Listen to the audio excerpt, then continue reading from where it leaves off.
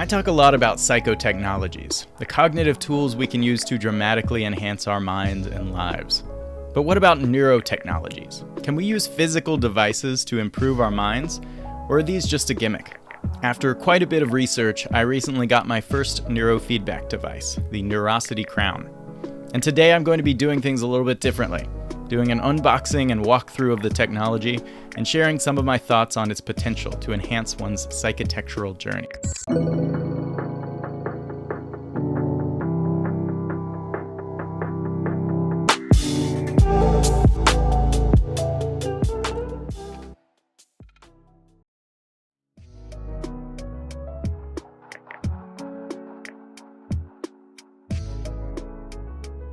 Psychitects. We are entering uncharted territory, and I'm so excited to be sharing a glimpse into the future of psychological enhancement. Consumer neurofeedback devices have their roots in EEG research from the 1960s, when scientists like Dr. Joe Kamiya started demonstrating that individuals could learn to control their brainwave patterns. These early systems were complex and expensive, so they were confined to clinical settings. But by the early 2000s, companies like Neurosky, Emotive, and Muse had launched portable and relatively affordable devices intended to enhance meditation, stress reduction, and focus, making neurofeedback more user-friendly and accessible through mobile apps. These devices primarily utilize EEG, or electroencephalography, which essentially measures the electrical activity of the brain. And because all of our thoughts, feelings, and actions essentially boil down to electrochemical reactions in the brain, this can reveal a lot of interesting insights about our minds. EEG has been used in countless studies and trials to diagnose and treat everything from sleep disorders to brain tumors. And EEG data has even been used to identify certain types of thought patterns and brain activity. One study found that default mode network activity can be identified through EEG data alone. We can use EEG to measure the oscillating electrical voltages in the brain, or brainwaves. And these measurements track the amplitude, or height of the electrical peaks, which is usually measured in microvolts, and frequency, or the number of peaks per second, which is usually measured in hertz. And in measuring these waves, we've identified a few types of wave signatures that correspond to different types of brain activity. Delta waves correspond to 0.5 to 4 hertz and show up during sleep and dreaming. Theta waves correspond to 4 to 8 hertz and appear when you are deeply relaxed or drowsy. Alpha waves correspond to 8 to 12 hertz and show up during passive attention and relaxation. Beta waves correspond to 12 to 35 hertz and show up when our attention is active, alert, and sometimes anxious. And gamma waves correspond to anything over 35 hertz and represent the highest levels of concentration and problem solving. And when we combine this basic wave measurement with AI, we can identify even more complex wave patterns associated with different types of thinking. This potential makes it interesting to me because it seems like it could help people identify unhealthy thought patterns and train healthier ones. It also seems like a great research tool for me to better understand the mind and maybe even incorporate into future psychitecture software. So after looking into a number of devices, I settled on the Neurosity Crown. The reasons I went with this one are first, that the hardware seems to provide the most comprehensive and accurate data, both because it has 8 electrodes covering each lobe of the brain, and because it has an onboard CPU that gives it more processing power and less data loss. And second, on the software side, Neurosity is really set up for developers, and that means all that delicious brainwave data is open and free through their SDK, and not locked behind highly limited consumer apps. Now granted, I'm not really a developer and have limited coding skills, but I am pretty good at figuring out what I need to know for technology like this. People have used Neurosity's devices to do some fascinating things, like controlling lights and even drones with their thoughts alone. And there are clinicians and neuroscientists who are using this very device to research and develop new mental health treatments. It also looks pretty awesome, so there's that. All right, now let's take a look inside the box. As you can see, the branding is very DTM. And inside, we've got some instructions. We've got the power adapter, just a standard USB-C to wall outlet. We've got a set of longer electrodes for those who have more hair. And of course, we have the crown. Now this is a super interesting device, and the design is pretty clever in how it adjusts to fit every type of head, so the electrodes make contact with the scalp. Once it's charged, you turn it on like this. You download the Neurosity app, and you can actually pair the Crown to your phone just by tapping them together. Then you place it on your head like this.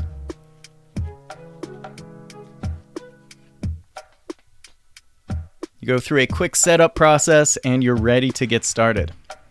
Now first, let's take a look at the mobile app functions. We basically have two tools here as of now, Focus and Meditate. These two tools are extremely similar. For both, you choose how long you want your session to last, the music and type of session you want to do, and tell it how focused or calm you feel before starting for a baseline. Your session starts and it begins playing music, which it calls neuroadaptive audio.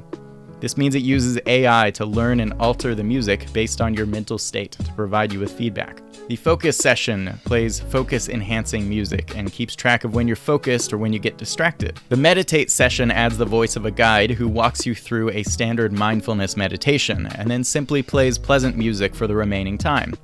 Once you're done, it gives you a calm or focus score and maps out where the peaks and dips were in relation to your baseline. It's a pretty fun way to augment your mindfulness practice or train your brain to get in the zone more easily. Now, I realize I may not be the average user, but when I use simple apps like this, I always want to say, come on, give us the good stuff. I want to see the brainwaves. As cool and useful as I think these simple app features could be for some people, what I'm most excited about is all found in what they call the developer console. It's a little odd to me that this dashboard is called the developer console because it seems to me this is what almost anyone who buys this device is going to be the most interested in. It lets you see your brainwaves in each region of your brain in real time, which is fascinating and a sometimes eerie experience. This top area shows the activity being picked up by each of the electrodes. The ones that end with an odd number are on the left side of the brain, and even numbers are on the right. And the letters stand for brain regions like frontal, central, parietal, top backish, and occipital or back. It has auto scale on by default, but I've found I generally prefer to turn it off so I can more easily see relative changes. Now, if you're wondering what types of brain activity are producing these waves, keep in mind that the most dramatic changes are based on movement. So turning my head or raising my arms create large spikes, and sitting still keeps things more stable. I also found that keeping my jaw clenched makes the waves really intense until I unclench. But physical movement aside, it's also clear that different thoughts and activities produce noticeable changes in waves, even when I'm totally still. The waves are far calmer when I empty my mind than when I start reading a scientific article about, brainwaves. Another interesting observation is that my brainwaves seem to be a lot more sporadic than my partner's. Her waves seem to mostly look the same across different regions and over time, while mine were kind of all over the place. Now below this, you see the absolute power by band. This is where we get into those delta, alpha, and gamma waves I mentioned. But this tool is not quite what I expected. I thought it would tell me which state I was in, which during normal waking consciousness should be something like alpha. Instead, it shows all the bands at all times. And the power seems to lean heavily toward delta, which would seem to imply I'm deeply asleep. It's not just me either, as I've seen other videos that showed pretty much the same thing. This could just be a gap in my understanding, but I would love it if there was a way to simply see which type of wave was predominant in each region of my brain over a given period. To the right of this section is something called PSD symmetry, which is not defined anywhere on the dashboard, and even Google doesn't have much on this metric. I believe it stands for power spectral density, but I can't really find any information on the meaning or significance of PSD symmetry. That being said, in some of my experiments, it has seemed to correspond to some of the most empirical findings on brain lateralization. The left side, particularly CP3, spiked when I made heavy use of conceptual thinking and rationality, and the right side, particularly F6, spiked when I entered a more experiential mindset and stopped analyzing. Now, if we go to the Training tab, we can see a truly amazing feature. This tool allows you to train an AI model to identify particular thoughts. That means you can think about biting a lemon, or moving your left pinky, or an artifact detector, whatever that is, and it will learn to detect that thought based on your brainwaves. What's crazy about this is that it works, at least most of the time. Sometimes I will put it on and it can tell with complete accuracy if I'm thinking about the object or not. Other times it goes a little wild, and I have to wonder if I put the device on in a slightly different position or if I'm sitting the wrong way. And yes, I actually am always thinking about an artifact detector. What this tool is really built for is to program real-life technologies to be triggered by certain thoughts. So you could turn on your lights or make coffee just by thinking about it. One thing I would love to see would be the ability to add custom thoughts instead of just the ones they've listed. Though I know this could technically be done by just ignoring the prompt and thinking your custom thought for anything on the list. There is an emulator feature that lets developers mimic the performance of these devices, and there's also a beta music feature that syncs with your Spotify account to find the music that enhances your focus the most. This is a really cool feature that I've used a bit, and unsurprisingly, it's incredibly difficult to measure your brain during a flow state, because the minute you start to get deeply focused, you go, ooh, I'm really focused, let me check and see if it got that, and then it's gone. But it did seem to correspond pretty closely to my focus levels.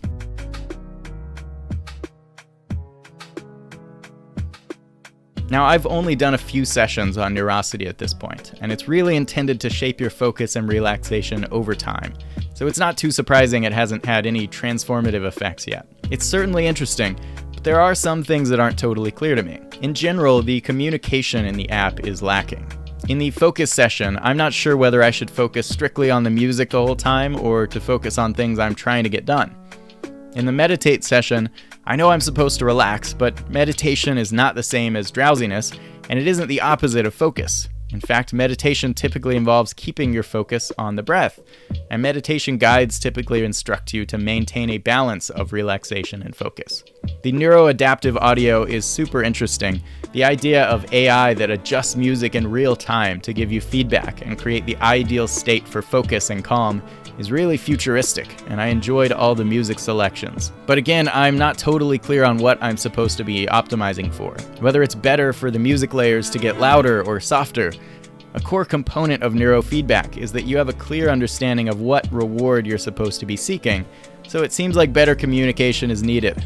Now, Neurosity does seem to have a great team. The founders of the company are both software developers, and it shows. Partly in that it's built for custom applications, and partly in that the user experience leaves a lot to be desired. To their credit, the visual design on both the hardware and the mobile app is strong. But my entire journey from trying to learn about the device to figuring out how to make use of it has been a lot less intuitive than it should be. Why was it so hard to find out what I could do on the developer console before buying?